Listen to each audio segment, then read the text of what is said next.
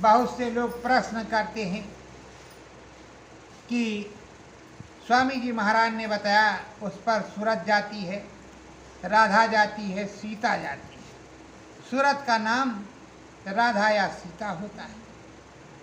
पर स्वामी जी महाराज ने ये भी समझाया कि स्त्री पुरुष का नाता है, ऊपर जगत विधाता है। प्रेमियों, यहाँ स्त्री है तो पुरुष है, बिना स्त्री के पुरुष नहीं और पुरुष के बिना स्त्री है।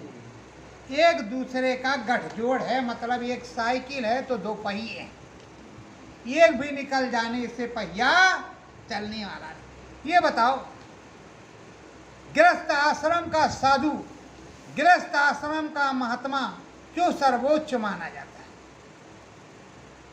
कहने के लिए तिलकधारी बाबा बाहर वाले तो बहुत उच्च कोटि के माने जाते, पर गृहस्थ आश्रम का कमाता है, खाता है, बाल बच्चों को पालता है, प्रभु जी की सेवा करता है, समाज की सेवा करता है, देश की सेवा करता है और हर प्रकार से वो हर ऋणों से मुक्त रहता है। और बाहर के जो महाराज जी होते हैं, जंगल वाले या अगल वाले, वो समाज का दिया हुआ खाते हैं, इसलिए उनका कर्म फल बन जाता है।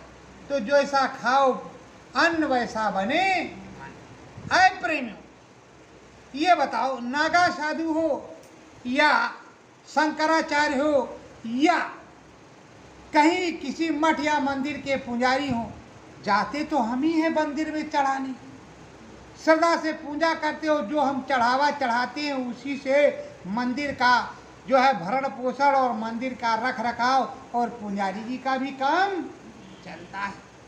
ये समाज वहाँ नहीं जाएंगे, स्त्री पुरुष नहीं जाएंगे तो किस्मत के क्या।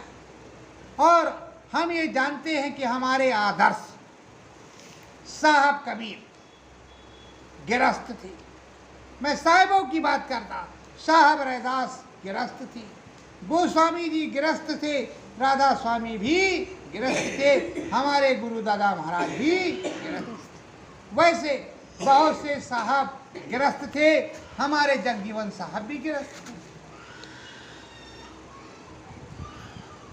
साहब भी गिरस्त थे।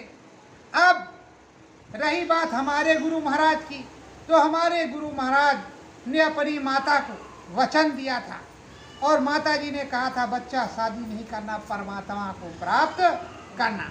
तो वो वचन देने की वजह से वो जो है बाल ब्रह्मचारी रह गए और उन्होंने किसी भी अपने बच्चे को ये नहीं कहा कि तुम बाल ब्रह्मचारी रहना, उन्होंने कहा अपने गृहस्थ आश्रम में रहना और लग करके प्रभु जी की सेवा करना और भजन करना। बच्चा, तुम जब मुझे याद रखोगे और मुझे मेरा बताया हुआ नाम याद रखोगे, मेरा भजन करोगे, तो मैं तुमको पार कर दूंगा। और सार नाम साहब कबीर ने भी बताया है कि सतगुरु ही है, कोई दूसरा नाम नहीं। इसी से कहते हैं करता कुछ ना कर सके, गुरु करे सो होय। सत्य गुरु जय गुरुदेव।